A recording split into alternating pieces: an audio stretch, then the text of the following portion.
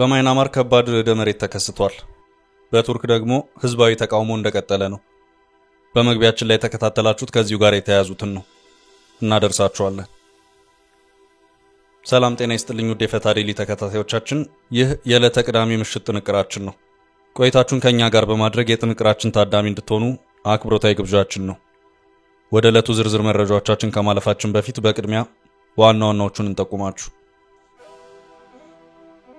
ለኤርትራና ግብጽ ሰሞነኛ የቀይ ባህር ምክክር በኢትዮጵያ በኩል ምላሽ ተሰጥቷል። መረጃው ተዘጋጅቷል። በዛሬው ዕለት ወታደራዊ ምረቃ ስነ ስርዓት ተካሂዷል። ወታደራዊ ምረቃውን ተከትሎ የተጋሩ ምስሎች እያነጋገሩ ነው። ጥንቅራችን ይዞታል።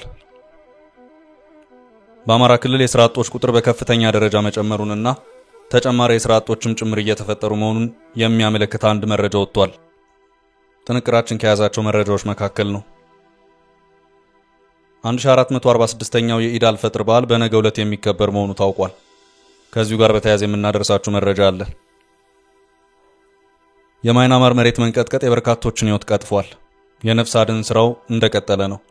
በሬክተር ልኬት የተመዘገበው የውርደ መሬት ከፍተኛ ነው ተብሏል። ጥንቅራችን ይዞታል። በቱርክ የፕሬዝዳንት ኤርዶጋን ዋነኛ ፕሬዝዳንታዊ ተቀናቃኝ መታሰራቸውን ተከትሎ የተቀሰቀሰው ተቃውሞ ተቀጣጥሎ የቀጠለ መሆኑን የሚያመለክት መረጃንም አካተናል። እስከ ፍጻሜ አብራችሁን ቆዩ። አሁን ወደ ዝርዝር መረጃዎቻችን እንውሰዳችሁ።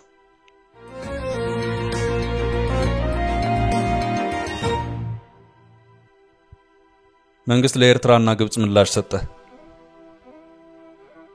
ለኤርትራና ግብጽ ሰሞነኛ የቀይ ባህር ምክክር በኢትዮጵያ በኩል ምላሽ ተሰጥቷል። ኤርትራና ግብጽ ወቅታዊ ያላቻ ጋብቻ በሚል ሰፊ ዘገባ ያስነበበው መንግስታዊ ፋና ጸረ ኢትዮጵያ ጥምረት ሲል ገልጾታል። ከ10 በላይ ሀገራት በቀይ ባህር ሲሰፍሩ ምላሽ ያልሰጡት ሀገራቱ ከሰሞኑን በቀይ ባህር ጉዳይ በጋራ በሰጡት መግለጫ ያንጸባረቁትን አቋም ዘገባው ተችቷል።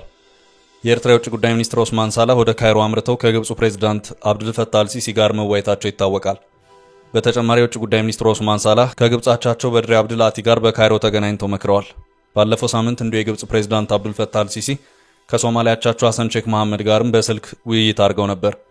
ሁለቱ መሪዎች ባደረጉት የስልክ ውይይትም ግብጽ ሶማሊያ ለምታደርገው የጸረ ሽብር ትግል አስፈላጊውን ድጋፍ ለማድረግ ቁርጠኛ መሆኗን አብዱልፈታህ አልሲሲ ተናግረዋል። ከሳምንታት በፊት በሞቃዲሾ ቤተመንግስት አካባቢ ጥቃት ከተፈጸመ በኋላ ፕሬዝዳንት እንዳልተጎዱ የተነገረ ሲሆን የግብጽ አቻቸው አልሲሲ መጀመሪያ የፕሬዝዳንት ሐሰን ሼክ መሐመድን ደህንነት መጠየቃቸው ተዘግቧል። በተመሳሳይ ከሁለት ወራት በፊት ሁለተኛው የሶማሊያ የግብጽና የኤርትራ የሶስትዮሽ ጥምር ምክክር በአስመራ ሲካሄድ በምክክሩ የግብጽ የውጭ ጉዳይ ሚኒስትር ባድር አብዱል አቲና የኤርትራው ፕሬዝዳንት ኢሳያስ አፈወርቂ ያለ ሶማሊያ ተወካይ በሶስትዮሹ ጥምረት መምከራቸው አይዘነጋም። ጉዳዩ የሶስቱን ሀገራት የጋራ ጥምረት የተመለከተ ሆኖ ሳለ የሶማሊያ ተወካይ አለመገኘቱ ሶማሊያ ከአንካራው ስምምነት በኋላ ከዚሁ ጥምረት እያፈገፈገች መሆኑን ማሳያ ተደርጎ ተወስዷል። ባለፈው ሳምንት እንዲሁ ግብጽና ኤርትራ ዳግም ተገናኝተው ከመከሩ በኋላ በሰጡት ይፋዊ መግለጫ የግብጹ ፕሬዝዳንት አብዱልፈታህ አልሲሲና የኤርትራ የውጭ ጉዳይ ሚኒስትር ኦስማን ሳላህ የቀይ ባህር ወሰን የሌላቸው ሀገራት ተሳትፎን እንደማይቀበሉ ገልጸዋል። በተጨማሪም ቀይ ባህርን መጠበቅና ማስተዳደር በዋናነት የባህሩ ድንበር ተሻጋሪ ሀገራት ተግባር እንዲሆን አሳስበዋል። ይህን ተከትሎ መንግስታዊው ፋና ባሰራጨው ዘገባው እንደ አሜሪካ፣ ስፔን፣ ፈረንሳይ የመሳሰሉ ሀገራት በቀጠናው ሲንቀሳቀሱ ዝምታን መርጠው የቆዩት አሁን ላይ የኢትዮጵያን ተገቢ የባህር በር ጥያቄን የማደናቀፍ ስራ እየሰሩ ይገኛሉ ሲል ወቅሷል። አስመራና ካይሮ ላይ የሚደረጉ ንግግሮች እንዴት ኢትዮጵያን ከቀይ ባህር እንግፋ የሚለው ጉዳይ ላይ ያተኮረ መሆኑ ነው በዚሁ ዘገባ የተመላከተው። ኢኮኖሚያዊና ታሪካዊ መነሻ አድርጋ ኢትዮጵያ ቀይ ባህር ላይ ያቀረበችው ጥያቄ ተገቢነት መኖሩን ዘገባው አመልክቷል።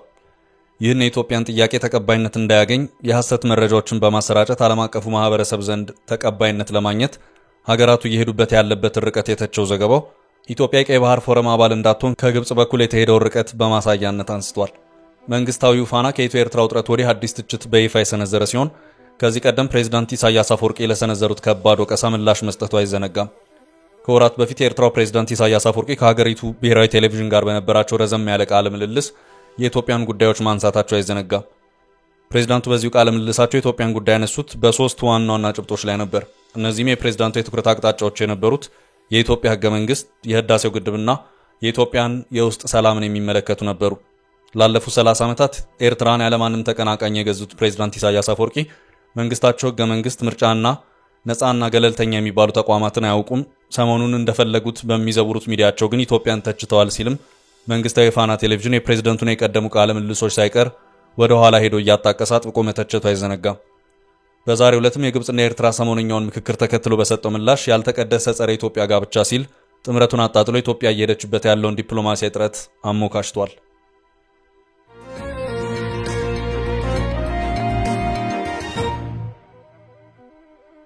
በቀጣይ መረጃ የዛሬው አነጋጋሪ ወታደራዊ ምረቃ። በዛሬው ዕለት ወታደራዊ ምረቃ ስነ ስርዓት ተካሂዷል። በኢፌዴሪ መከላከያ ሰራዊት የሁርሶ ኮንቲንጀንት ማሰልጠኛ ትምህርት ቤት ለ9ኛ ዙር ያሰለጠናቸውን አዲስ ምልምል ሰልጣኞች በዛሬው ዕለት አስመርቋል። የመከላከያ ዘመቻ ዋና መምሪያ ኃላፊ ሌተናል ጀነራል በላይ ስዩም በምረቃ ስነ ስርዓቱ ላይ አገር ታፍራና ተከብራ የምትኖረው የነጻነትን ዋጋ የሚረዳ ፕሮፌሽናል ሰራዊት ሲኖራት ነው ብለዋል። አክሎም የኢትዮጵያን ክብርና ሉዓላዊነት የሚያስጠብቅ አስተማማኝ ዘመናዊ ሰራዊት መገንባቱን ገልጸዋል። የኢትዮጵያ ሰራዊት በዓለም አቀፍ የሰላም ማስከበር ተልዕኮ ጭምር በጀግንነቱና በጥብቅ ዲሲፕሊን የሚታወቅ የሀገር መከታና ኩራት መሆኑን አውስተዋል። የዕለቱ ተመራቂ ምልምል ወታደሮች በሚመደቡባቸው የሰራዊት ክፍሎች የሚጠበቅባቸውን ኃላፊነት በላቀ ሀገራዊ ስሜት እንዲወጡ የሥራ መመሪያም ሰጥተዋል። የዕለቱ ተመራቂዎች በልዩ ልዩ ትምህርቶችና በተግባር ተፈትነው ስልጠናቸውን በተሳካ ሁኔታ ያጠናቀቁ መሆናቸውን የገለጹት ደግሞ የሁርሶ ኮንቲንጀንት ማሰልጠኛ ትምህርት ቤት አዛዥ ኮሎኔል አዲሱ ተርፋሳ ናቸው። ተመራቂዎቹ ከሰርተፍኬት እስከ መጀመሪያ ዲግሪ በተለያዩ ሙያዎች የሰለጠኑ መሆናቸውን ተናግረዋል። በምረቃ ስነ ስርዓቱ ላይ ከፍተኛ ጄኔራል መኮንኖችና ተመራቂ ምልምል ሰልጣኞች እንዲሁም የመንግስት የሥራ ኃላፊዎች ተገኝተዋል ተብሏል።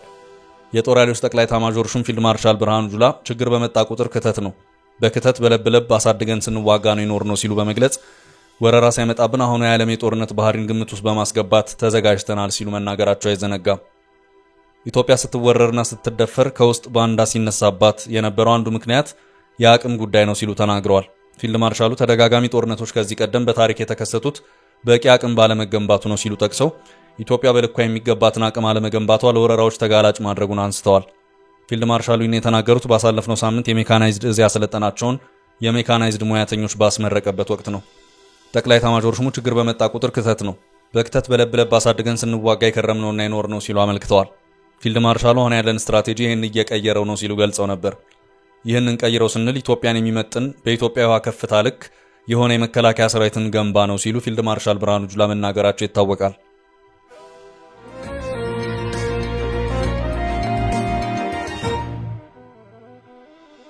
በቀጣይ መረጃ በትግራይ ዜጎች አሁንም ገንዘባቸውን ከባንክ ማውጣት እንደቀጠሉ ነው። በትግራይ ክልል ነዋሪዎች አሁንም ገንዘባቸውን ከባንክ ማውጣቱን እንደቀጠሉበት የተባበሩት መንግስታት ድርጅት የሰብአዊ ድጋፍ ማስተባበሪያ ኦቻ ገለጸ። በህወሓት መካከል የተፈጠረው መከፋፈል ተከትሎ ስጋት ያደረበት ህዝቡ ቀደም ብሎም የባንክ ገንዘቡን እያወጣ መሆኑን የሚያመለክቱ መረጃዎች ሲወጡ ቆይተዋል። ገንዘብን ከባንክ የማውጣት ሁኔታም ባለፈው 2 ዓመት የጦርነት ጊዜያት የነበረው ችግር መልሶ ሊመጣ ይችላል በሚል ስጋት መሆኑን ነው የታወቀው።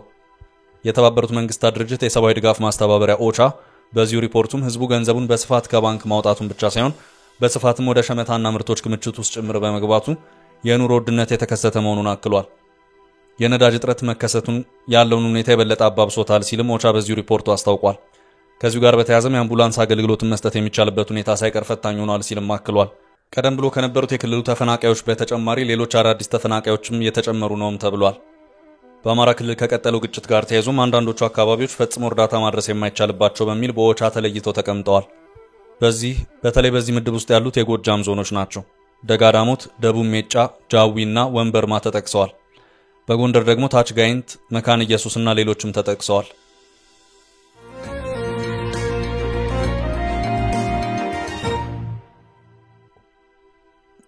የአማራ ክልል የሥራ አጥ ቁጥር በከፍተኛ ደረጃ እየጨመረ ነው። ከተሞች ተጨናንቀዋል።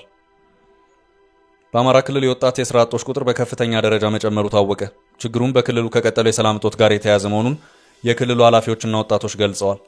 እንደ ዶቼ ቬሌ ዘገባ ከሆነ በክልሉ በአሁኑ ሰዓት ከ900 ሺህ በላይ ወይም ወደ 1 ሚሊዮን የሚጠጉ ስራ ፈላጊዎች አሉ።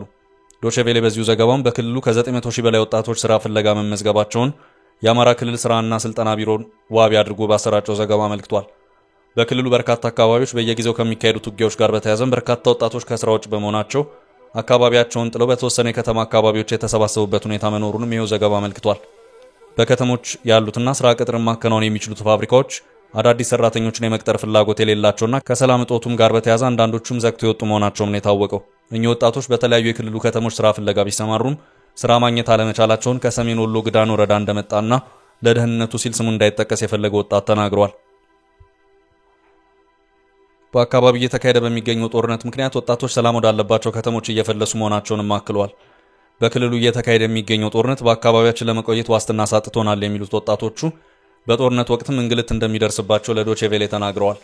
በአማራ ክልል በርካታ አምራች ፋብሪካዎች የሚገኙባት ኮምቦልቻ ከተማ ስትሆን በአሁኑ ሰዓትም ከተለያዩ አካባቢዎች በሚፈልሱት ወጣቶች የተጨናነቀች ከተማ መሆኗንም ከተማ ስራና ስልጠና መምሪያ ምክትል ኃላፊ ወይዘሮ ሸዋዬ ታደሰ ተናግረዋል።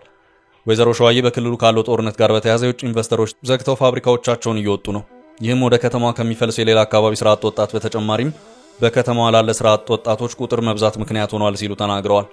በአማራ ክልል አሁን ያለው የስራ ፈላጊዎች ቁጥር 988,000 ሲሆን ይህም የስራ አጥነት ችግርን ለመቅረፍ በስርዓት መሰራት እንዳለበት ማሳያ መሆኑን የክልሉ ስራና ስልጠና ቢሮ ምክትል ኃላፊ አቶ አወቀ ዘመነ መረጃውን አድርሰውኛል ሲል ዶቼ ቬለ አክሎ አመልክቷል። ለወጣቶች ስራ ፈጠራ በብድር ይተላለፋል ተብሎ ከተያዘው 4 ቢሊዮን ብር በላይ መተላለፍ የቻለው 1.4 ቢሊዮን ብር ብቻ መሆኑን ነው የታወቀው።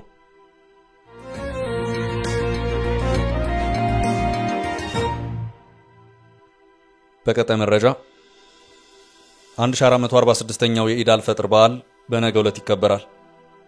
የሸዋል ወር ጨረቃ ዛሬ ቅዳሜ በመታየቷ 1446ኛው የኢድ አልፈጥር በዓል ነገ እሁድ መጋቢት 21 ቀን 2017 እንደሚከበር ተገልጿል።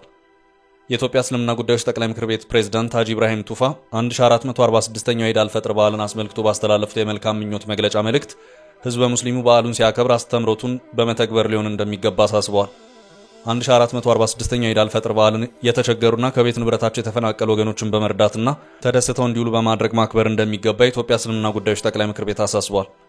የጠቅላይ ምክር ቤቱ ፕሬዝዳንት ሀጂ ኢብራሂም ቱፋ በዓሉን አስመልክተው ባስተላለፉት እንኳን አደረሳችሁ መልእክት በረመዳን ወር የታዩ አብሮነት፣ መረዳዳትና አንድነት ተጠናክሮ ሊቀጥል ይገባል ብለዋል።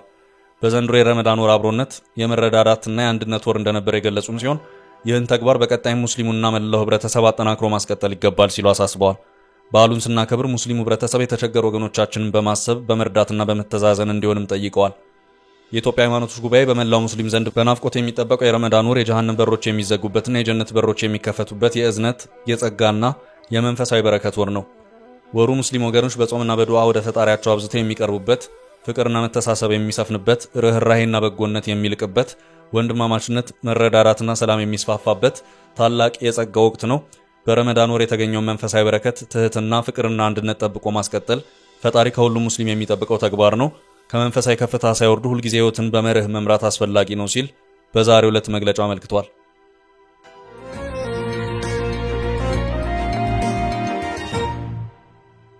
በቀጣይ ርዕስ የመሬት መንቀጥቀጡ የበርካቶችን ህይወት ቀጠፈ። በደቡብ ምስራቅ እስያዋ ሀገር ማይናማር የደረሰ የመሬት መንቀጥቀጥ ያደረሰው የሞት መጠን ከ1000 ያለፈ መሆኑን በቅርብ የወጡ ዘገባዎች አመልክተዋል። ይህ ርዕደ መሬት 7.7 በሪክተር ስኬል የተለካና በ100 ዓመት ውስጥ የተመዘገበ ከባድ የመሬት መንቀጥቀጥ ነውም ተብሏል። አሁን ባለው ሁኔታ 1000 የሚለው የሟቾች ቁጥር በፍለጋ ተገኝቶ የተረጋገጡትን ብቻ የሚመለከት ነውም ተብሏል። በፍርስራሾች ውስጥ ሰዎችን መፈለጉ የቀጠለ በመሆኑና በከፋ ጉዳት ላይም ጭምር ያሉ የሚሞቱበት ሁኔታ ስላለ ከቀናት በኋላ አሁን ያለው ቁጥር 10,000 እንደሚያልፍ የአሜሪካ ጂኦሎጂካል ሰርቬይ አመልክቷል። በወታደራዊ አገዛዝ ውስጥ የደህየችው ማይናማር ያላት የኮሙኒኬሽን መሰረተ ልማት ደካማ መሆንና እነሱም ቢሆኑ በርዕደ መሬቱ ከጥቅም ውጭ መሆናቸው ተጎጂዎችንና ሟቾችን በመፈለጉ ረገድ እጅግ ፈታኝ መሆኑን የሲኤንኤን ዘገባ አመልክቷል። ሀገሪቱ ከዓለም ግንኙነት እንድትገለል ያደረገው የሀገሪቱ ወታደራዊ መንግስት የምድር መንቀጥቀጡን የከፋ ጉዳት ተከትሎም የድረሱልኝ ጥሪ አስተላልፏል። ከማይናማር ጋር ወዳጃዊ ግንኙነት ያላት ቻይና የነፍስ አድን ሰራተኞችን እስከ መሳሪያዎች ድረስ በፍጥነት ልካለች። የርዕደ መሬት መነሻ ማዕከሉን ማይናማር ያድርግ እንጂ ታይላንድ ባንኮክም የዚሁ አደጋ ሰለባ ነበረች። በዚህ ርዕደ መሬት በባንኮክ የተደረመሰው አንድ በግንባታ ላይ ያለ ህንጻ ብቻ ነው። ግንባታውን ሲያካሂዱ ከነበሩት መካከል የተወሰኑት የሞቱ መሆኑን የሲኤንኤን ዘገባ አመልክቷል። ቢቢሲ በባንኮክ በግንባታ ላይ በነበረ ህንጻ ውስጥ ይሰሩ የነበሩ 100 ሰራተኞች እስካሁን አልተገኙም ብሏል። በታይላንድ ፍርሃትና ስጋት ከመንገስ ውጭ ሁሉም ነገር ሰላም ነው ተብሏል። ህንጻዎች ግን ተሰነጣጥቀዋል። በቀጣይ ምን ሊፈጠር ይችል ይሆን የሚለው ፍርሃት ግን አይሏል።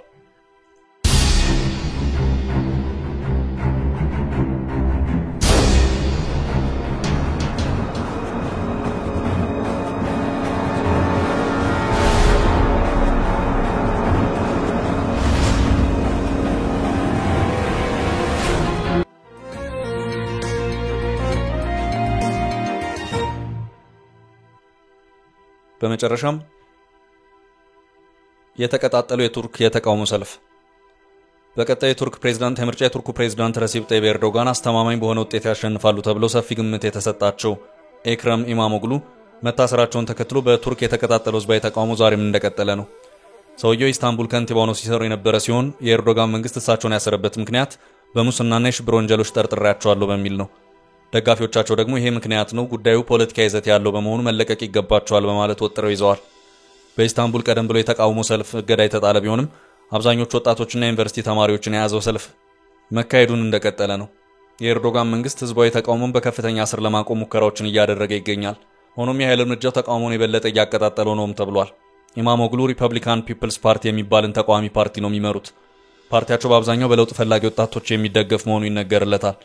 ኢማሞግሉ እንደ አውሮፓውያን አቆጣጠር በ2019 በተካሄደው ምርጫ የኢስታንቡል ከንቲባ ሆነው የተመረጡ ሲሆን ሆኖም የኤርዶጋን መንግስት ውጤቱን አልቀበልም፣ ኢስታንቡልም ለተቃዋሚ አሳልፌ አልሰጥም በማለት ሞገተ።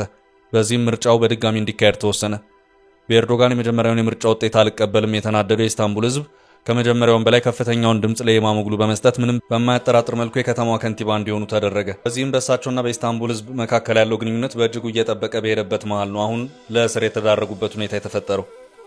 ሰውየው ከከተማ ከንቲባነት ወደ ቱርክ መሪነት ለመሸጋገር ዝግጅት እያደረጉ ባለበት ሁኔታ ነው የታሰሩት።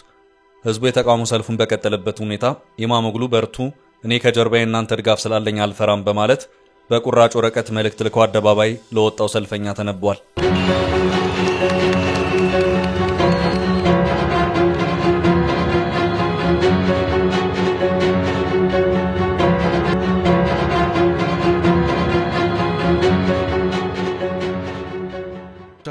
ለዛሬ ያዝንላችሁ ርዕሰ ጉዳዮች እዚህ ላይ ቋጨን።